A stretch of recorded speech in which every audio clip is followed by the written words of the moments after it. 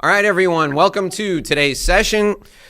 I'm going to demonstrate to you, and I'm going to walk you through in real time, the presentation I just did last week in Chicago. It was a lead generation presentation, and this is going to be particularly valuable for those of you who use presentations or even a webinar to attract clients. The idea is you're driving the clients to an event, or the prospects. I'm sorry. Let me use the correct language. The idea is you're driving suspects to the event. These are people you suspect might be good for you, good for your business. And then at this event, when you do this presentation, your sole purpose, your only mission is to get those suspects to raise their hand and say, I'm interested in hearing more. I want to become a prospect. I want you to tell me more about how you can help me.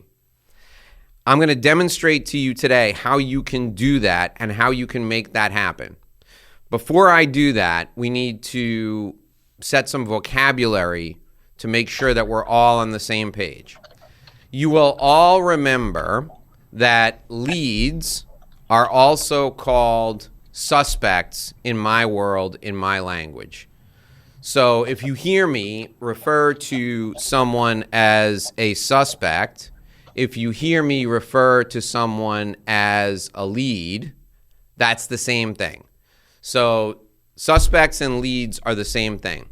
A suspect becomes a prospect when they demonstrate interest in you, in your product or service, or in doing business with you. So if you walk up to someone on the street and you say, hi, my name is Dave, and I help solve business problems, and they say, that's amazing, I have a problem, my accounts receivable is way out of hand, that person goes from someone you suspect to being a good potential client. They go from being a suspect to a prospect because they say, that's amazing, I need help with that. Or, that's amazing, I'm interested in that. People who demonstrate interest, that's the conversion point from suspect to prospect. A prospect becomes a client when they pay you money for your services. I don't consider pro bono clients. Someone who is not paying you is not a client for you. If you volunteer to help them, that's fine, but I wouldn't call them a client because in my world, clients are people who pay for services. So when we talk about conversion, there are multiple steps to conversion. Conversion takes suspects and converts them to prospects, and conversion takes prospects and converts them to clients. Those are the steps in conversion. Now, if you're building your Dream 100 list, or you're building your Dream 25 list, or in Randy's case, your Dream 117 or 16 list, right? Those people on that Dream 100 list, those are suspects. They won't become prospects until they opt into Randy's email newsletter, they watch her video and send her an email saying, I have a question about this, or they watch her video and they call her and they say, I want to file a trademark, or I have something to protect. Can you help me with patent protection? So conversion takes place when interest is demonstrated, or when people opt in for something that you have to offer. In doing a lead generation presentation, in going out and speaking to uninitiated people, that is always going to be a lead generation presentation. You, as members of our community, will never do a presentation again where you just educate people. I don't care if you go to a birthday party and they ask you to do magic tricks, you're going to have a call to action, and that's the difference between just educating people and doing a lead generation presentation. Write this down. A lead generation presentation has a call to action at the end. Everything you do as a business owner must have a call to action. If it doesn't have a call to action, you're wasting your time. Why are you delivering a talk? You have to deliver a talk for one reason, and that one reason is to advance your business. unless you're delivering a sermon in church, and then God bless you, go for it. But even then, you're going to have a call to action, right? The call to action is going to be a better person and do this good work. So every lead generation presentation always has a call to action at the end. You can only have one call to action in a lead generation presentation. Write this down. Only one. Only ask people to do one thing. I see people say, subscribe to my Instagram, follow me on Instagram, and opt into my email newsletter and come to this event. You know what that does? That makes the person's head explode. You can only have one call to action ever. Try to give your kids 3 things to do. You give your kids 3 things to do, you might as well give them nothing to do, because they're going to stand there and go, they're not going to know what to do, right? One thing at a time. We only try to get people to do one thing at a time. So before you go to deliver a lead generation presentation, you have to decide what your call to action is going to be. In the case of the call to action for the event that we did in Chicago, I created a form that people had to fill out, and I will share that form with you momentarily. The information that I asked the audience for on that form is specifically designed so that when I speak to them, it is really easy for me to close them. The idea was, at the end of the presentation, I'm going to hand out a form. They're going to fill in the form. In return for that, they're going to get 2 things. They're going to get a copy of my book, which I don't have here, but a copy of my book, which I will mail to them. So guess what? I have to get their address, right? So if I want to, I can actually stalk them wherever they work. So they're going to get a copy of my book, and they're also going to have a free consultation with me, which we normally charge $850 for. So everyone, and I told them in no uncertain terms, the form has to be filled out completely. I decided this was going to be the lead generation mechanism I was going to use at the end of the presentation, because I not only wanted highly qualified leads, I wanted to know what I had to say in order to close the deal. So let me show you the form that I had them fill out. So I had name, company name, email address, phone number, what their business goal was, and then why is that important to you personally, and what will you do in the next 90 days to move your business closer to the goal. All right? Now, here's the thing. The contact info is important, but asking them what their goal is, why it's important to them personally, and what they're going to do in the next 90 days is critical. And here's the reason why. They've told me what their business goal is for the year. So as soon as I get on the phone with them to follow up, my first question is, so I see you wrote down that, so we'll take this gentleman. I see you wrote down that your business goal was to increase sales by 20%. And I see you wrote down that it was important to you personally because you want to help to grow the business because you eventually want to become a partner in that business. You think that's going to happen for you this year? And then he's going to say, well, if I help to grow the business this year, it could happen for me this year. And I will dig into that. I will go 2 or 3 levels deeper, and I will say, why do you want to be a partner in the business? What are you hoping to accomplish with that partnership share? Are you, I want to create wealth for my family. How much wealth do you want? I want $50 million. Okay, great. What are you going to do in the next 90 days to move you closer to your goal?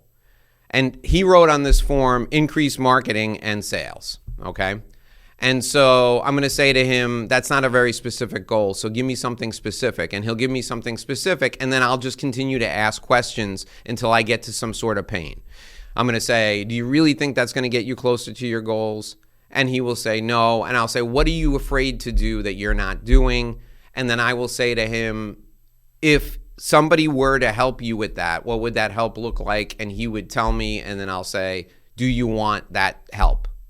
And he'll say, what do you mean? And I'll say, I can help you if you want me to. And he'll say, what would that look like? And then I'll close the deal. So the idea behind this form, the idea behind creating this specific lead generation advice, a piece of collateral, is to be able to have an educated sales conversation when I call him and follow up. There are people who have tried this strategy when I taught it to them, and they're going to give away an iPad, and they say, throw your business cards in a fishbowl, and I'll pull one of the cards and give away an iPad, and then they call people later to follow up to try and sell them, and the person says, I just gave you my business card because I wanted the iPad. I don't want to be sold anything, right? So you have to have them do a little bit of work. There's only 3 questions on here besides name, email address, phone number. There's only 3 questions on this lead gen form, but those questions are really important to me because it gives me a path to selling them. Now, here's the thing. If they put BS answers on this form, when I call them, I say, one of the questions here, Joe, says, why is this important to you personally? And I noticed that you kind of half-assed the answer. You put, because I need money. Would you please tell me a little bit more about that? You said you need money. Why do you need the money? How much money do you need? What are you going to do with that money? Why is that money important to you?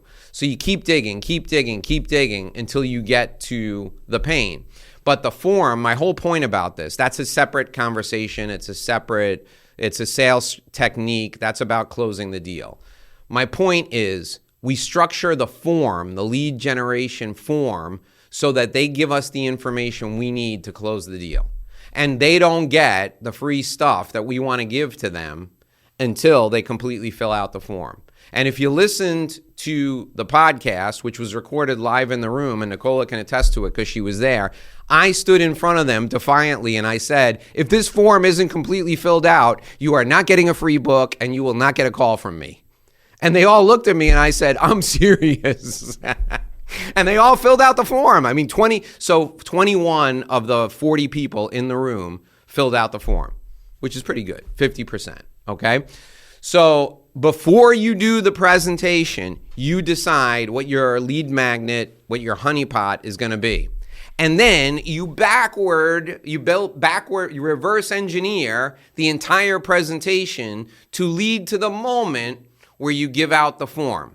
And I'm going to say that again because this is really important. The presentation is not built around how great you are. The presentation is built to lead up to that moment where they fill out the form and give it back to you. You know what doesn't matter? It doesn't matter at the end of this presentation if you get a standing ovation. That is irrelevant. All you want to hear is the sound of a pen moving on a paper and then people walking up to you or following you to the back of the room to hand you that form. In your mind, you should envision them handing you $100 bills because that's what they are doing. They are handing you an opportunity to close them. You say, when they give you the form, you look at it, you say, thank you very much. I will be calling you shortly. Okay? So you've decided that you're going to hand out. So for this presentation, I said, I'm going to hand out a form that will help them achieve their goals. Okay? So here's how we got to that point. Let me share this presentation with you. We got to that point because I engineered an entire presentation so that they would come to me and ask me for help. So this is the end slide. Before the end slide was Napoleon Hill's Think and Grow Rich. And what I said at the end of the presentation was, there are 5 things that are highlighted in Napoleon Hill's book, Think and Grow Rich, that I want to point out to you. Before I even got to that, I asked them specifically if they knew who Napoleon Hill was, and I explained who Napoleon Hill was. And I said the 5 things that are critically important are that successful business owners have a burning desire to succeed. Successful business owners are goal-oriented. Successful business owners are decisive. Successful business owners have specialized knowledge. and successful business owners are part of a supportive community. Napoleon Hill refers to it as a mastermind group, okay? I end with these 5 things, and I specifically cite Napoleon Hill. Why? Because Think and Grow Rich is the seminal work. It's like the top, it's the Bible for people who believe in continuous improvement in their professional lives. If you haven't read Think and Grow Rich, I highly encourage you to read Think and Grow Rich. So think about these 5 things. Burning desire, that means you want it really bad. And anybody who wants it really bad will do whatever it takes. And I emphasize that. Goal orientation, what do I want? I want them to tell me what their goals are. So if they don't have goals, they're not going to be successful. So they got a goal sheet in front of them now. I want them to reinforce that their goals are important to them. So I want them to fill out that sheet. Successful people are decisive. If you can't make a decision to hand in this form, you're never going to be able to make decisions that are effective in your business. Specialized knowledge, before I get to this, I hand them the profit accelerators that I covered with you just a couple of weeks ago. And I don't, if you listen to the interview, I don't spend any time on it. I just say there's 15 of these things on here. This is what we teach people in order to help them grow their business. Number 1 is raise your prices. All of you can do this right now, and you can increase your prices by 5%, and it's a no-brainer. You won't lose any clients. There's 14 others in there, and I teach how to do this if you become a member of our community, but I don't have time to go through it. So they know I possess the specialized knowledge they're looking for. And then finally, supportive community. Of course, ESL is the supportive community. It's the mastermind group I want them to be a part of. So the presentation ends with explaining what successful people do, and it leads them to believe that if they want to be successful, they need to fill out that form, right? If they don't have a burning desire, they're not going to be successful. Who has a burning desire? Someone who fills out a form and gets help for their business, especially if it's free, which is what I'm offering. Are you not goal-oriented? Yes, you are goal-oriented. You want to be successful, so you're going to tell me what your goal is because you're goal-oriented. If you're not decisive, you're not going to hand in the form, you're not going to be successful. Specialized knowledge is what I got. It's what you want. And a supportive community is what you'll be a part of when you connect with me. All of you can use this same formula. You don't have to cite Napoleon Hill. You can cite whoever you want as a successful person. But let's do it with someone who's a patent attorney, okay? Because we got 2 here. So you're a patent attorney and you just did your presentation. So you say, now, all of you who are here today have inventions. You have a burning desire to make sure that your invention is protected and it helps you make money. All of you have that goal at heart. You want your invention to give you credit, and you want your invention to fund part of your future. You want to get credit for making this thing, and you want credit. You want to be able to fund your future. So that's your goal. So I know you're goal-oriented. Are you decisive? Well, we'll see.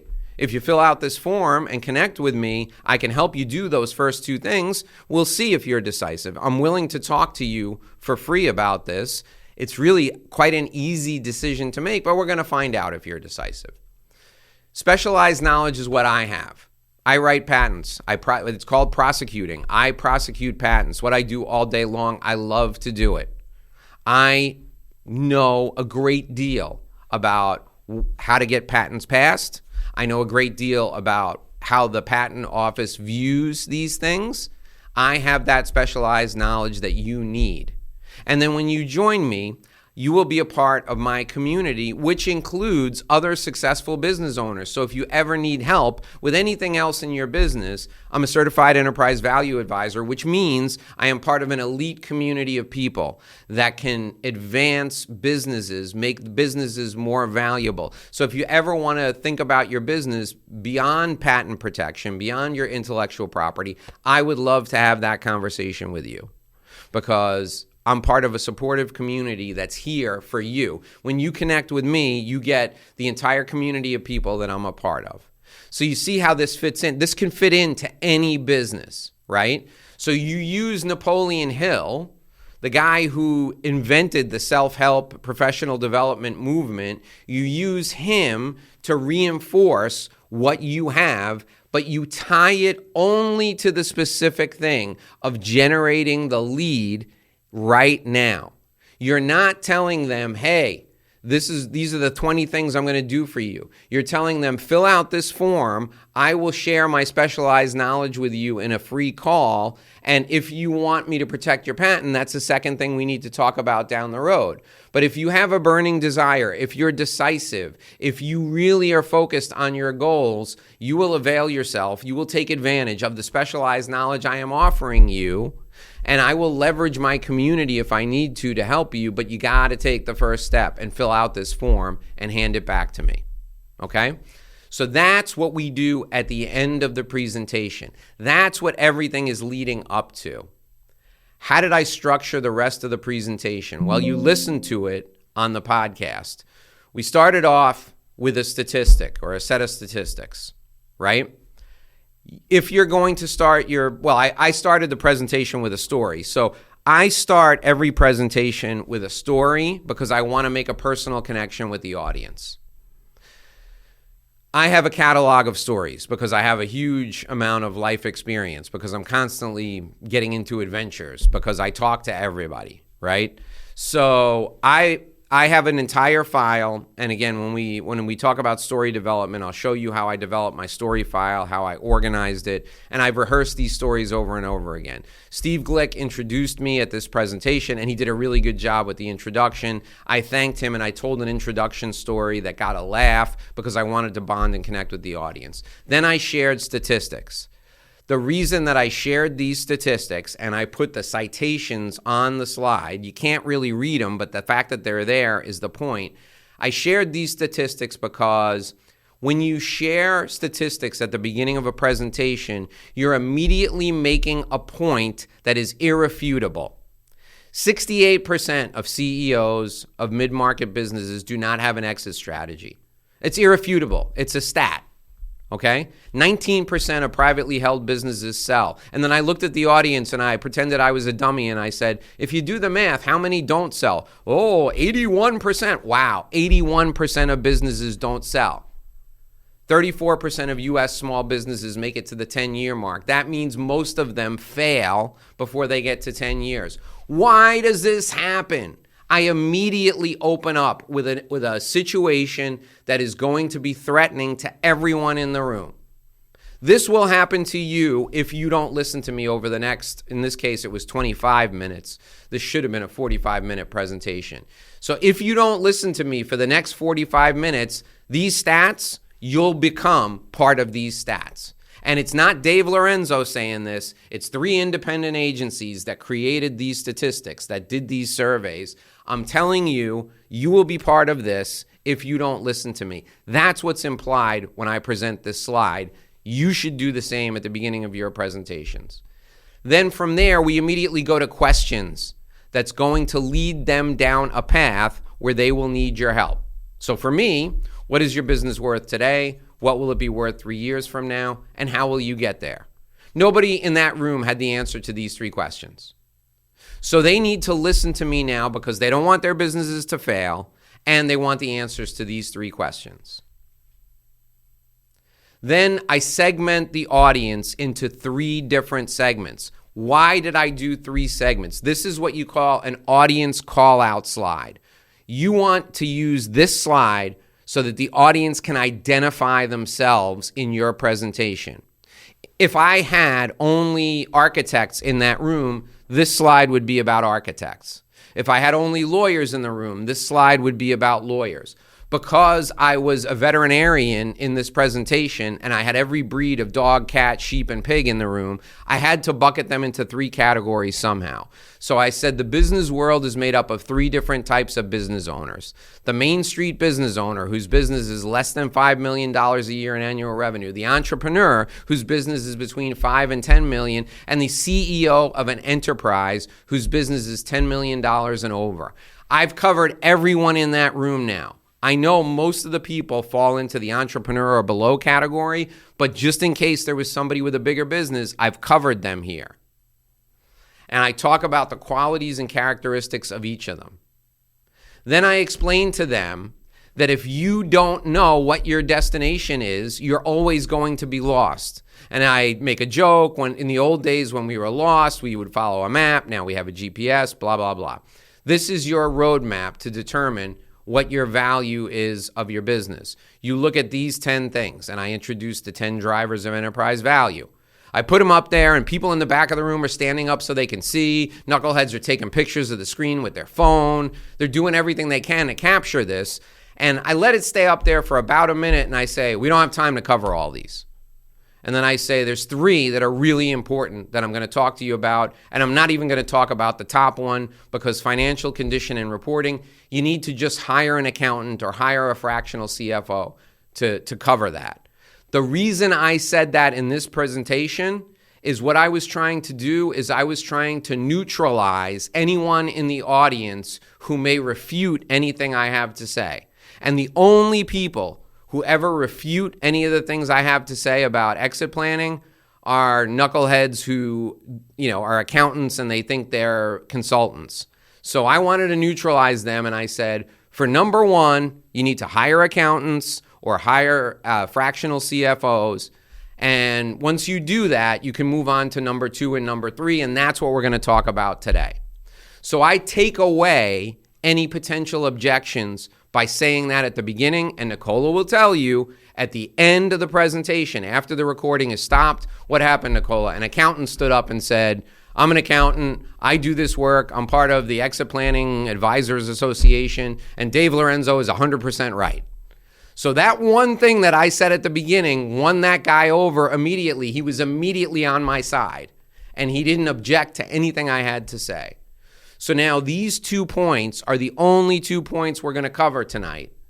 And what I say to them is, here's how these 2 points relate to you, and I call out each of the audience groups. Main Street business owners focus on growth strategy, entrepreneurs build client lifetime value, and CEOs focus on systems, processes, and leverage. I'm going to show you all 3 groups. I'm going to show you how this works.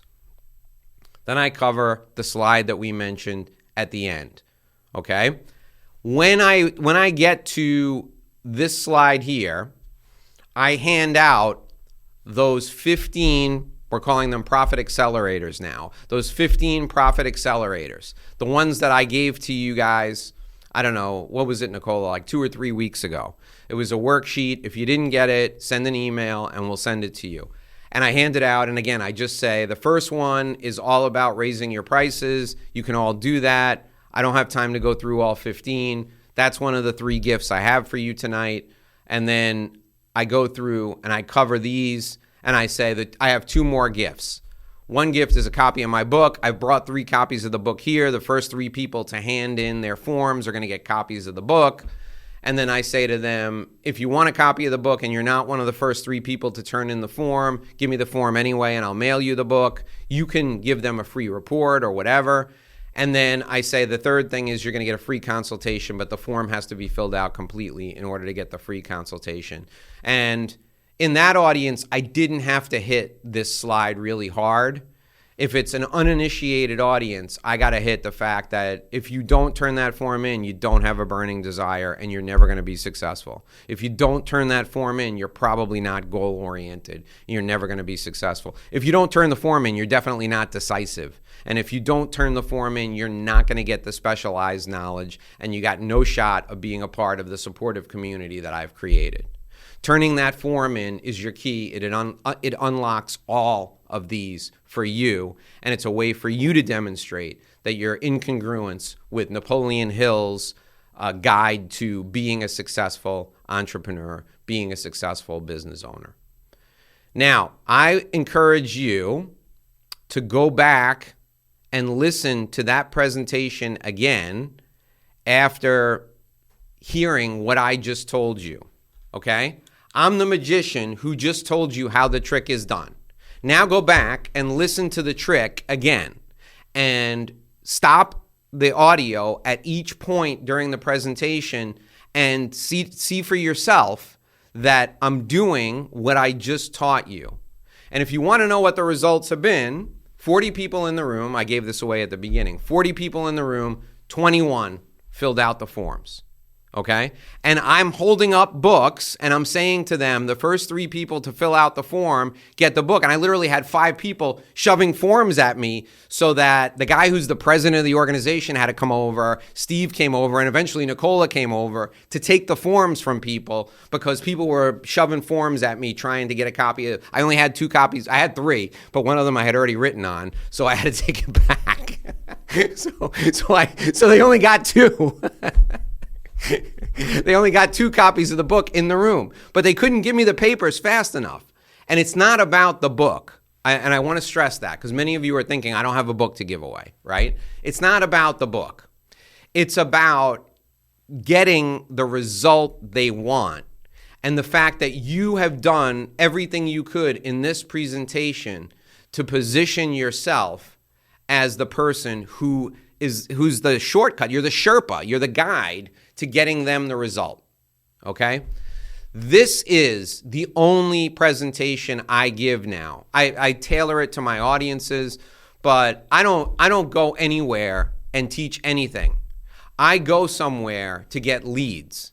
That's the only reason I do, whether it's a 3-hour session. If this was a 3-hour session, I would have taken all of that and made it about them for 3 hours and how much they suck for 3 hours. And here's the thing, okay? People don't mind being told they suck. They need to know how much they suck in order to take the action. And I can't stress this enough because you're all good people and you feel bad telling other people they suck. But if you don't tell them they suck, they're never going to buy your stuff because they don't know they need to buy your stuff.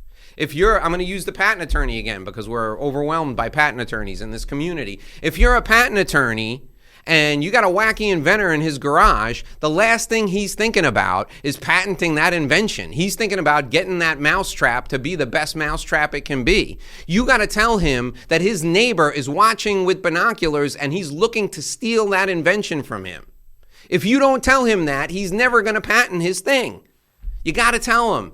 And then you got to share stories about how other neighbors watched with binoculars and stole stuff from people. If you don't tell them what's at risk, they will never move. So listen to the presentation I did, and then when we have office hours, which I believe is next week, I want all your questions about this. Because this one thing will make you more money than anything else I'm going to teach you. I'm going to teach you a lot of other ways to make money. But if you listen to if Paula Romo was able to unmute herself, we had this conversation with her yesterday. This is the key that unlocks the door for you. Instead of going to meetings and having a great meeting and following up and sending a handwritten note, all that's good. But you go to a meeting and invite somebody to an event where you're doing this presentation, you got a shot at closing them. Paula, yes or no? See, Paula said yes. Okay. So, any questions now in the couple of minutes we have left? Ed, how did I do? I know you've heard about this before. Recording stopped. You nailed it, man. You just made me a whole bunch of money. Thank you. Yeah. This is, I will tell you that I learned this about halfway through my career. So half of my career was wasted giving presentations, getting standing ovations, and feeling really good about myself, and then getting on a plane and going home with no extra money in my pocket, right? If you were selling pots and pans, you could use this presentation to sell pots and pans. If you had a physical product to sell, you're all in the service business, so you don't have a physical product to sell, you can use this presentation. Now, here's the thing, okay? You got to realize and you gotta embrace this. The first couple of times you do this, the first 10 times you do this, you're going to suck. It is unreasonable to expect that you're going to be good at this. You're going to flub everything. You're going to mess up every slide along the way. I still mess it up. So I'm going to encourage you to do this as soon as possible, okay, so that you can start practicing. Use us. Come to office hours and ask for help with this. Bring your presentations with you and we will help you. Use this to make money, but you got to get in front of people and deliver this over and over again.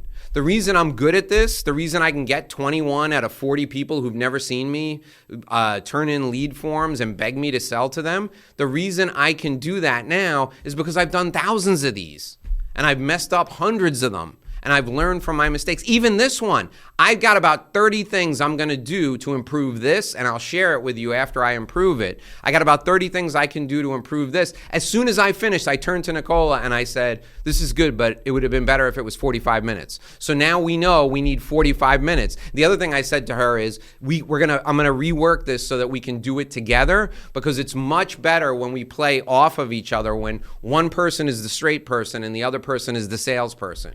It works really, really well for that. So I got about 15, 20 things I'm going to do to improve this, and I'll show you. But this framework is so good, you all need to do this. This will make you a ton of money. It's a magic trick that anybody can pull off. If you can string words together in a sentence and follow a guide, you can do this. You can absolutely do this. All right?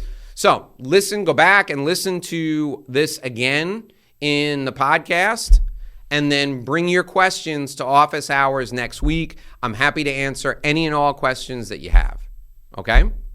Thanks for listening to this edition of the Inside BS Show. My name is Dave Lorenzo. If you'd like to apply to be a part of our community, please join us by completing your application directly with me on the phone. You can call me at 786-436-1986, 786-436-1986.